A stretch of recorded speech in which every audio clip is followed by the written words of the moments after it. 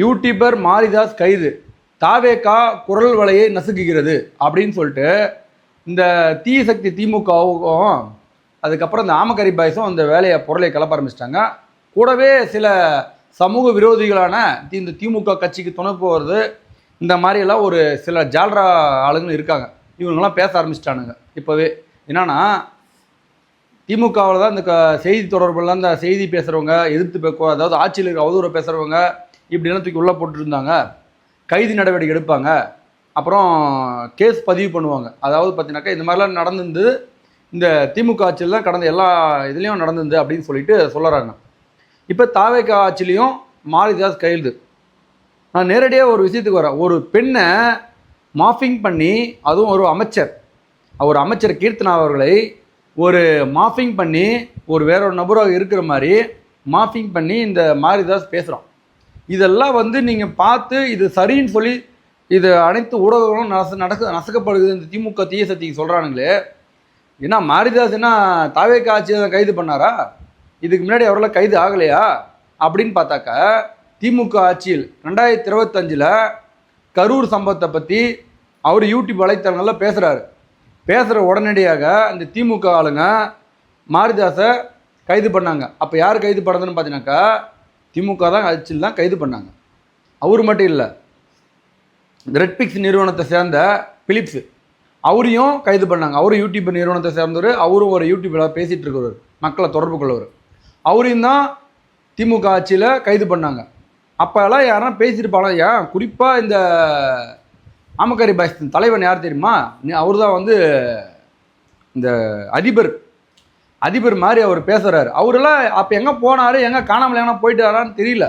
இப்போ திடீர்னு வந்துட்டு தாவேக்கா குரல் வலை நசைக்கிறது அப்படின்னு இந்த நாய். நான் ஒரு குறிப்பாக ஒன்று சொல்கிறேன். சீமான் மனைவியை ஒரு நபரோட கம்பேர் பண்ணி பேசுகிறாங்க. ஒருத்தரோட உன்னோட மனைவியை பற்றி கம்பேர் பண்ணி தொடர்பு பண்ணி பேசினாக்கா அப்போ இதே மாதிரி தான் சப்போர்ட் பண்ணுவியா சொல்லு பாடி சோடா.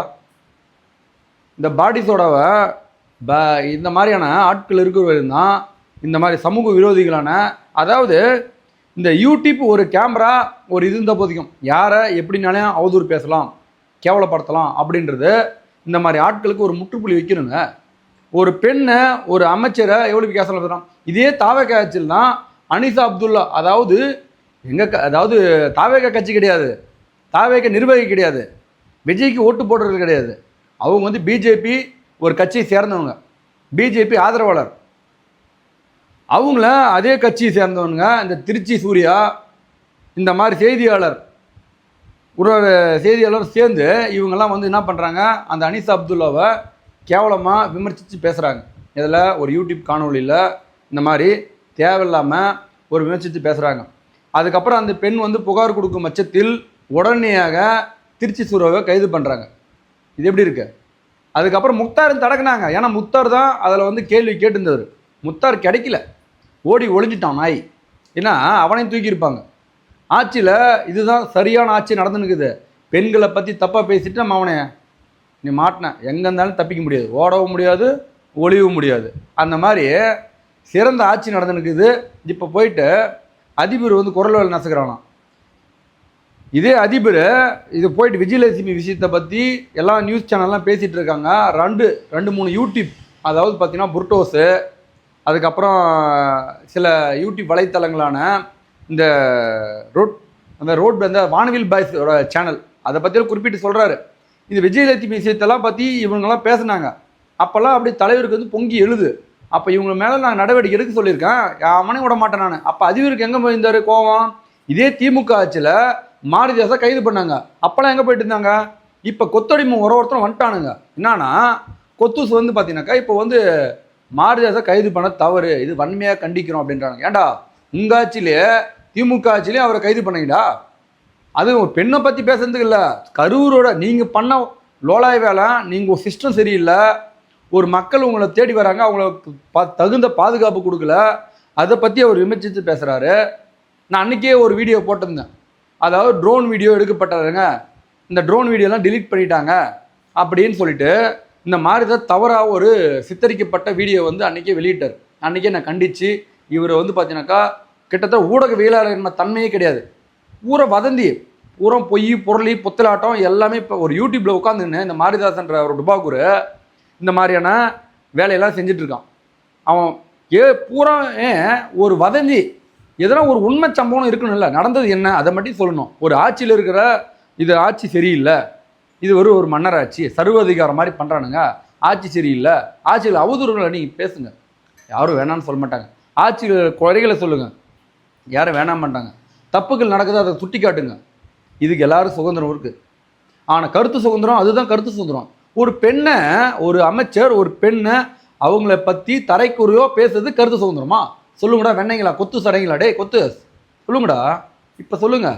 அதுக்கப்புறம் நாமக்கறி பேசு, உங்கள் அண்ணன் போய் ஒரு பொண்ணை ஏமாற்றி அது கர்ப்பமாக்கி கலைச்சிட்டு வந்தான், அது நீங்கள் முட்டு கொடுத்தீங்க. ஸ்டேஷனில் போய் எங்கள் அண்ணன் கைது நடவடிக்கைன்னு எப்படியோ காப்பாற்றுங்க, அண்ணன் உட்காந்து அளந்தான், அதுக்கு நீ முட்டு கொடுத்தீங்க. இவன் பண்ண வேலைக்கு இவன் என்ன அந்த அம்மா பண்ணுச்சு?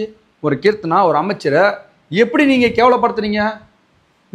இதை தட்டி கேட்டால் இது கைது, இந்த ஆட்களை கைது பண்ணணும். மாருதிதாஸ் என்ற போன்ற சமூக விரோதிகள் தமிழ்நாட்டில் நிறைய பேர் உலகிந்தாங்கிறாங்க. இவங்கெல்லாம் அயோக்கி பசங்க, இவங்களாம் திருட்டு பசங்க. கூடவே இந்த ஆமகரி பாய்ஸ் தலைவன் அதிபரும் தூக்கி உள்ளே போடணும். இவெல்லாம் ஒரு ஆள் ஆசாமன்னு மரியாதை கொடுக்கலான்னு பார்த்தா, ஒரு பெண்ணை கேவலப்படுத்திருக்கு அவனுக்கு ஆதரவாக பேசுகிறான்னா இவெல்லாம் எப்படியேப்பட்ட ஆள் பாரு. 18 லட்சம் ஓட்டு இருக்கா, இப்போ அது கூட வாங்க முடியாதா? அதுக்கு வச்சாங்க வேட்டு, ஒன்றும் பண்ண முடியாது, நீ தப்பிக்கவே முடியாது. கிட்டத்தட்ட நாமக்கரி பாய்ஸ் போன்ற எல்லாருக்குமே நான் சொல்கிறேன் பாருங்க, ஒரு பெண்ணை அதாவது ஒரு பெண் அரசியல் என்ன, அதாவது அரசியல் சுதந்திரம் என்ன, கருத்து சுதந்திரம் என்ன, நீங்கள் ஆட்சியில் இருக்க அவதூறுகளை பற்றி கண்டிப்பாக நீங்கள் பேசலாம். தனிப்பட்ட வாழ்க்கையை பற்றி சித்தரிக்கப்பட்டு ஒரு பெண்ணை, ஒரு அமைச்சரை பேசுவது சரியா? இது சரியாக இருக்கும் பட்சத்தில் நீங்கள் சொல்லுங்கள். சரியா இருந்துச்சுன்னா சரியாக நீங்களே கொஞ்சம் யோசிச்சு பாருங்கள். அதே மாதிரி இந்த வீடியோ பிடிச்சிருந்தா கண்டிப்பாக எல்லோரும் லைக் மட்டும் போடுங்க. தேங்க்யூ.